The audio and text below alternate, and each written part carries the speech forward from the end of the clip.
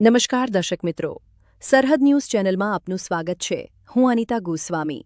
હવે જોઈએ સમાચાર વિસ્તારથી. બાલુંત્રીપે સેન્ટર શાળાના સ્ટેન્ડર્ડ 6 થી 8ના બાળકોનો દૂરવર્તી શિક્ષણ કાર્યક્રમ અંતર્ગત ગાંધીનગરના સહયોગથી 50 બાળકોને સાયન્સ સિટીનો એક દિવસીય શૈક્ષણિક પ્રવાસનું આયોજન કરવામાં આવ્યું.